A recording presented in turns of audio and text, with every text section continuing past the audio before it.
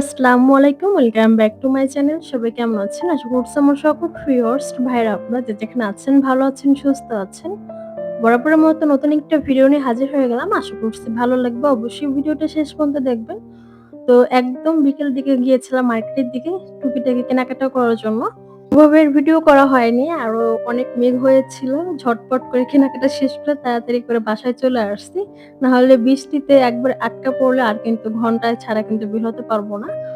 তো যাই হোক এখানে বাচ্চাদের জন্য টুকিটাকি দেন হচ্ছে একটু ক্রিম এগুলো কেনাকাটা করা হয়েছে। ছেলের জন্য একটা পেন্সিল বক্স, দেন হচ্ছে এখানে মেয়ের জন্য একটা মাম পট। প্লাস হচ্ছে যে মিমের জন্য ক্রিম, মানে ক্রিমগুলো হচ্ছে আমাদের সবার ক্রিমই শেষ হয়ে গিয়েছে। প্লাস হচ্ছে আমার একটা ক্রিম ছিল ডক্টর রাসেলের হচ্ছে হোয়াইটিং নাইট ক্রিম, তারপর হচ্ছে সিরাম এগুলো তো ইউজ করি। এটা হচ্ছে ডে ক্রিমটা খুঁজেছিলাম বাট পাইনি। পরে হচ্ছে ভিটামিন সি টাই নিয়ে আসছি। এটা ভালোই আমার ফেসে স্যুট করে। এজন্য হচ্ছে এটাই আবার নিয়ে আসলাম। আর এর সাথে এই যে বাচ্চাদের জিনিস দেখলে কি যে ভালো লাগে, ক্লিপ থেকে শুরু করে জুতা, কাপড়-চোপড়, মানে মেয়ে বাচ্চাদের এত কিউট সব জিনিসপত্র পাওয়া যায়। ছেলে বাচ্চাদের কিন্তু পাওয়া যায় না। তো মেয়ের জন্য কিছু ক্লিপ আনলাম। সেই সাথে তার ক্রিম, দেন হচ্ছে আমার একটা হেয়ার ব্যান্ড যেটা খুবই কালারটা আমার কাছে বেশ ভালো লেগেছে। একদম নুড কালার টাইপের। ক্যামেরাতে কেমন লাগছে জানি না। তো সকালের দিকে এখানে নাস্তা বানাতে চলে আসছি। সবার জন্য হচ্ছে চা পরোটা বানিয়েছি প্রত্যেক দিনের মতো। আর ছেলেকে হচ্ছে টিফিনে এখানে হচ্ছে একটু পাউরুটি হচ্ছে ডিম দিয়ে ভেজে দিব। খেতে বেশ পছন্দ করে। পাউরুটিটা দেখা যায় ঝটপট নাস্তা হিসেবে সকালে কিংবা হচ্ছে বিকেলের নাস্তার জন্য, কিংবা দেখা গিয়েছে এই যে বাচ্চাদের টিফিনে, মানে সবকিছুতেই কিন্তু দেওয়া যায়। আর চিনিটা দিয়ে দিচ্ছি, ওরা এইভাবে খেতে বেশ পছন্দ করে। আরেকটা কিন্তু ঝাল অনেক কিছু দিয়ে টমেটো দেন হচ্ছে শসা হাবিজাবি দিয়ে কিন্তু বানানো হয়। ওটা খেতেও কিন্তু বেশ ভালো লাগে। বাট ও তো ওটা আর খাবে না। তো ওকে হচ্ছে আমি এখানে ২ টো ডিম প্লাস হচ্ছে একটু অল্প পরিমাণে চিনিটা দিয়েছি। চিনির পরিমাণ বেশি দিলে কিন্তু মুখ মেরে আসে, কিন্তু খাওয়া যায় না। আর এখানে একটু কড়াইতে ঘি দিয়ে দেন হচ্ছে আমি ভেজে দিচ্ছি।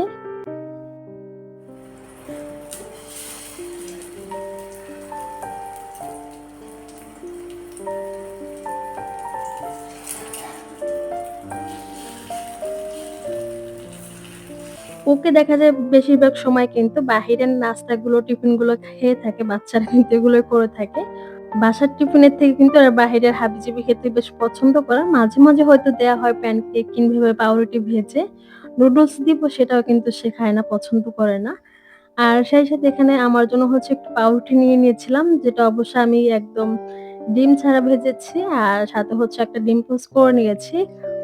অল্প করে একটু ডায়েটে আছি। আস্তে কিন্তু ওজনটা বেড়েই যাচ্ছে, কমাতে আর পারছি না। তো এখানে এই যে চিনি ছাড়া হচ্ছে ১ কাপ কফি বানিয়ে নেব। কফিটা তো খেতেই হবে।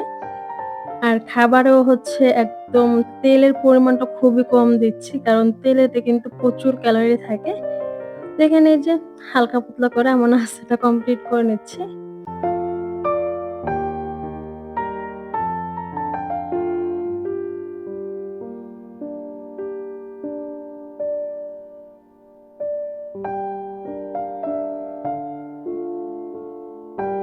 আর ওর পরীক্ষা একটা শেষ হতে না হতে আবার কিন্তু ২০ তারিখ থেকে পরীক্ষা শুরু হয়ে যাবে। মানে বাচ্চাদের যে একটা পরীক্ষা শেষ হওয়ার পরে যে একটা ছুটি আছে, ওই ছুটিটাও কিন্তু পাচ্ছে না। অমনি হচ্ছে ক্লাস শুরু হয়ে গিয়েছে। তো একবারে হয়তো কোরবানির আগে হচ্ছে আরেকটা ছুটি পাবে। মানে ২০ তারিখ থেকে এক্সাম শুরু হবে আবার। তো ২০ তারিখ পর এক্সাম শেষ হয়ে তারপর হচ্ছে কোরবানির আগে একটা ছুটি পাবে, এই তো। আর এখানে হচ্ছে যে আম ভর্তা মাখাচ্ছিল মিমে, তো অনেকগুলো হচ্ছে আম নিয়েছে। আর এভাবে হচ্ছে এগুলো দিয়ে কুচিয়ে তারপর হচ্ছে একদম, এখন জানি না, বাট এখন আর ওভাবে কিন্তু আগের মতো আম খেতে পারি না। মানে টক জাতীয় কোনো খাবার খেতে পারি না। মানে দাঁত কেমন যেন একটু টকটক হয়ে আসে।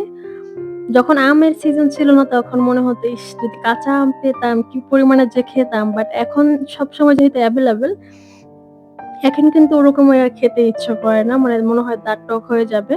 তো হচ্ছে এখানে ভালো করে কুচিয়ে দেন হচ্ছে চিনি, লবণ, কাঁচামরিচ সবকিছু দিয়ে ভালো করে হচ্ছে মিক্স করে নিচ্ছিল। খুব সুন্দর কিন্তু এখন একটা ফ্লেভার আসতেছিল। এগুলো যেহেতু একদমই কুচি করে ফেলছে, এগুলো এখন হচ্ছে চাবানোর দরকার পড়বে না। আর এগুলো কিন্তু চাইলে গিলিয়ে খেতে পারবো। তো তার জন্য আর ওভাবে কিন্তু দাঁত আর টক হবে না। তো এখানে সবাই হচ্ছে নিচ্ছিল। ওই টাইমে হচ্ছে আয়নার আব্বু বাসায় ছিল। তো এখন যখন আমি ভয়েস ওভার দিচ্ছি সে অলরেডি হচ্ছে এখন ঢাকাতে ব্যাক করেছে। বাট এই ভিডিওগুলো ছিল ওই টাইমের। অনেক ছেলেরা কিন্তু প্রচুর টক খেতে পছন্দ করে বাট আয়নার আব্বু ওভাবে খুব একটা খায় না।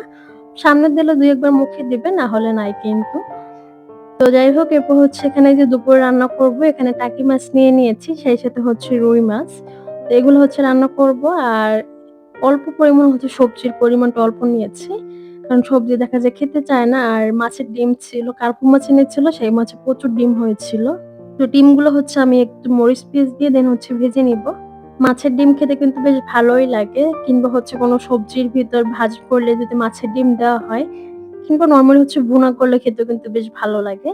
আমার ছেলে বেশ পছন্দ করে। ওকে যদি একদম ঝুরি, ঝুরি করে ভেজে দেই তাহলে খেতে বেশ পছন্দ করে।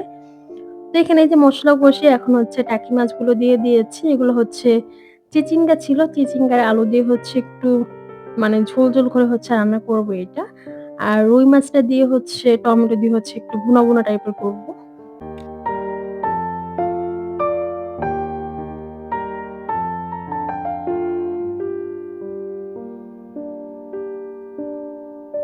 তো আলু আর সবজিগুলো দিয়ে এখন সবকিছু ভালো করে মিক্স করে নিচ্ছি। অ্যাকচুয়ালি টাকি মাছটা খেতে কিন্তু লাউয়ের সাথে বেশি মজা লাগে, মানে বেশি ভালো লাগে।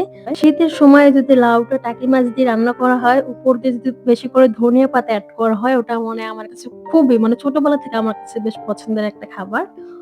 আর এখানে এই যে হয়ে আসলো এটা, এরপর হচ্ছে যে মাছগুলো ভেজে নিচ্ছি। সেই সাথে হচ্ছে ডিমগুলো হচ্ছে একটু মরিচ, পেঁয়াজ, গুঁড়ো মসলা দেন হচ্ছে সবকিছু দিয়ে ভালো করে মাখিয়ে তারপর হচ্ছে একটু বড়া টাইপের করে ভেজে নিচ্ছি।